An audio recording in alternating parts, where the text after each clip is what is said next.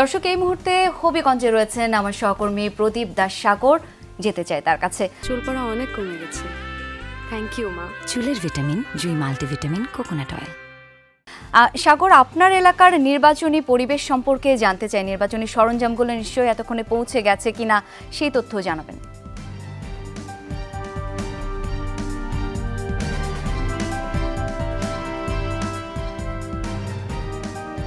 আসলে হবিগঞ্জের সদরের যে নির্বাচনী উপকরণ সেগুলো বিতরণ শুরু হয়নি। কিছুক্ষণের সহকারী রিটার্নিং অফিসার সদর উপজেলা নির্বাহী কর্মকর্তার কার্যালয়ের সামনে এখনো আসলে হবিগঞ্জের সদরের যে নির্বাচনী উপকরণ সেগুলো এখনো আসলে বিতরণ শুরু হয়নি। কিছুক্ষণের মধ্যেই শুরু হবে সেটাই আমরা আশা করছি। এবং এরই মধ্যে এই যে সহকারী রিটার্নিং অফিসারের কার্যালয়ের সামনে বিপুল পরিমাণ আইনশৃঙ্খলা রক্ষাকারী বাহিনী সহ নির্বাচনের দায়িত্বে যারা রয়েছেন, প্রিজাইডিং অফিসার, সহকারী প্রিজাইডিং অফিসার, পুলিং অফিসার সহ তারা সবাই ইতিমধ্যে এখানে এসে পৌঁছেছেন এবং তারা যেটি বলছেন কিছুক্ষণের মধ্যেই হয়তো সেটি শুরু হবে। একটি বিষয় জানিয়ে রাখি যে হবিগঞ্জে আসলে 18,09,951 জন ভোটার রয়েছেন এই নির্বাচনে এবং তারা আগামীকাল তাদের কাঙ্ক্ষিত প্রতিনিধি নির্বাচনের জন্য তারা ভোট প্রয়োগ করবেন এবং এর 4টি আসনে 25 জন প্রার্থী প্রতিদ্বন্দ্বিতা করছেন এবং এখন পর্যন্ত হবিগঞ্জের কোথাও কোনো ধরনের অপ্রীতিকর ঘটনার তথ্য আমাদের কাছে আসেনি এবং জেলায় যেহেতু আইনশৃঙ্খলা পরিস্থিতি